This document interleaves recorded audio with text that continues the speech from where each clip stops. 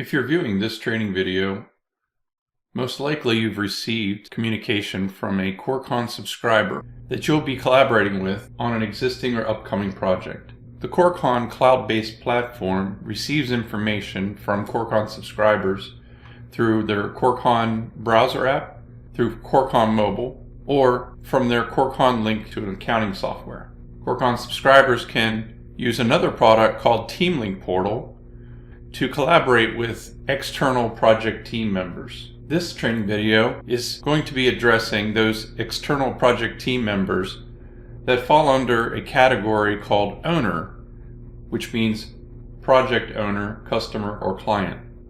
As a TeamLink user, you can access your TeamLink portal from any web browser. TeamLink portal is designed so that you can keep up to date with what's happening at the project and the progress they're making.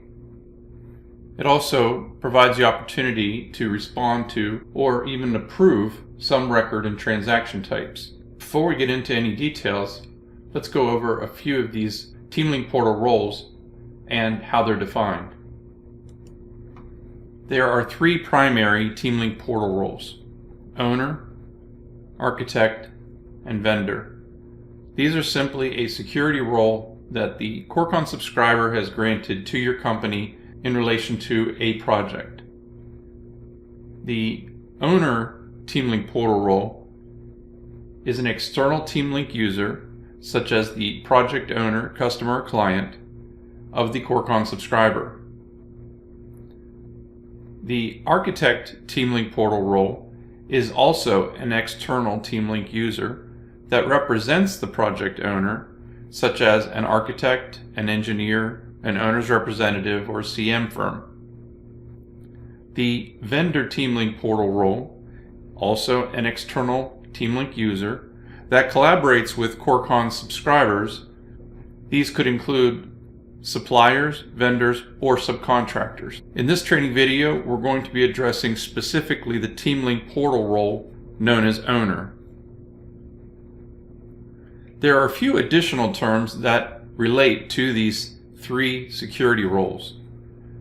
These specifically address one portion of Corecon software under their correspondence module, and more specifically, RFIs and submittals.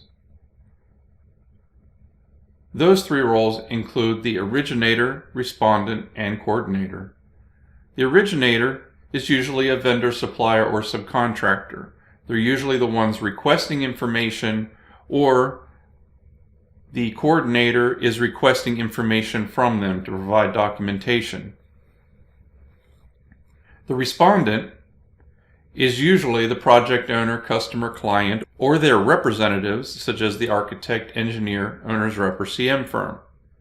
Respondents provide information, documents, responses, or the approval requested by the originator and coordinator. The coordinator is usually the Corecon subscriber. This role mediates the correspondence between the subscriber's company and the originator, and the subscriber's company and you as the respondent. You've probably already received an email from the TeamLink subscriber inviting you to collaborate with them on a project. That email may look something like this. If you've never logged in before, there'll be a Corecon button with the Corecon logo and a username and a temporary password. If you've never logged in before, the first time you log in, use the temporary password, but quickly go in and change the password to something that you'll easily remember. So you'll click here and log into the TeamLink portal using the temporary password or a password that you've set in the past, and click sign in. There's several bits of information about navigation and filtering. This is your project landing page, part of the main menu, and if you scroll to the top right, you have a ability to log out. From the project's module landing page, you can select any project that you've been granted access to and been invited to collaborate with. You may only see one project at this point, but as you work with the Corecon subscriber on other projects, they will add those to this list for you. Before we go into that project, let's go to the alerts. This is going to be a list of open items that you have been referenced on and have a due date, a follow-up date, or reply by date. This alerts list will be for all projects that you're collaborating with. The next on the main menu is your profile.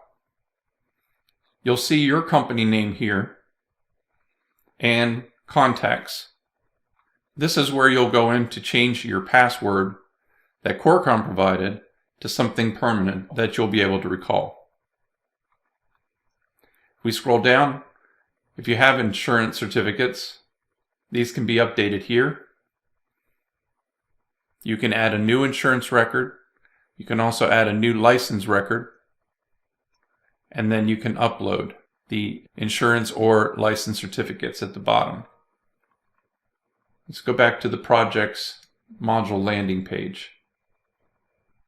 And let's open your first project. From that project list, we've selected one project. Everything on this project landing page relates to that one project. Basic information is provided. Project address, a drop pin on a map that corresponds to that project, the weather on that project, your login information. Across the next section are a series of tabs. The quick links will show you most information by clicking on these record counts, which are hyperlinks.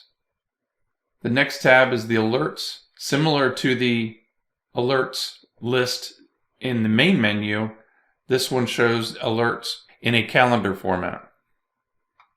Next, you'll have drawings and specs. Drawings and specs can be viewed within Corecon's document viewer.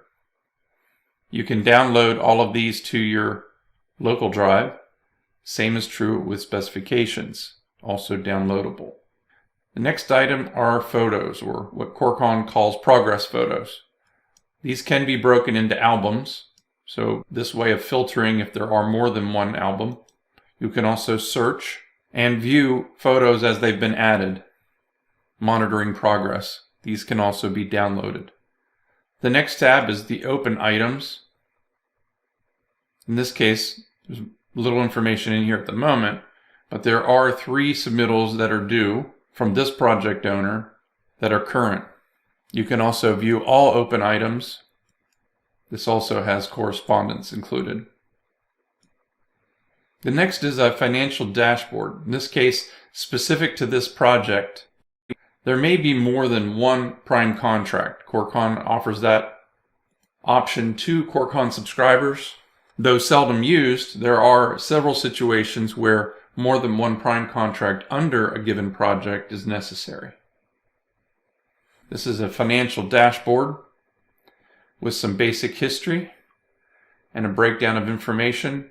These reference numbers for the prime contract, the change orders, prime invoices. The reference number is the hyperlink to see the detail. Let's take a look at this change order.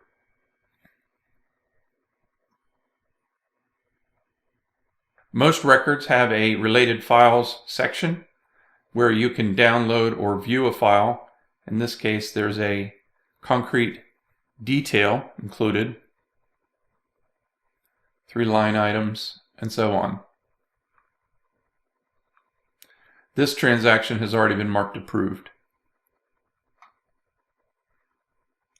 Back to project detail. Let's assume for a minute that the Corecon subscriber has sent in a prime invoice. You'll receive an email reminding you that it's been added and a link to the TeamLink portal. Back to the financial section, we can scroll down, take a look at the new approved invoice that just came in. See a summary of the information. We can view and download the PDF attached. We can also see email sent message tracking.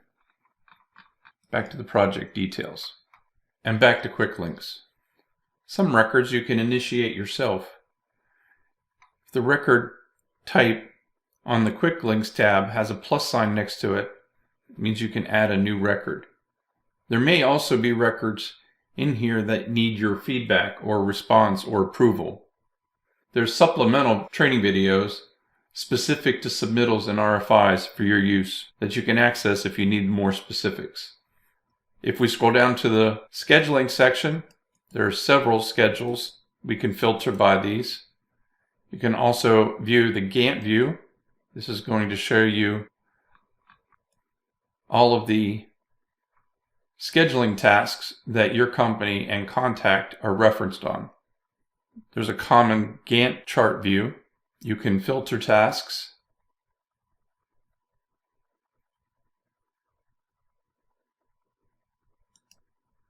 If we go back out to the project detail, go down again, you can also see the schedule on a calendar view. Back to project detail. Since responding to and improving record types is covered in separate videos, let's take a look at one where it's response only. We'll go to Issues, open the detail, and you can see the Corecon subscriber, in this case a general contractor, is requesting a directive based on a change made to the temporary construction entrance. Anything that's attached, a link to the prime contract, a link to a drawing, are viewable by clicking on the hyperlink. We go down a little bit farther. We can see the responses that others have contributed, and let's contribute one.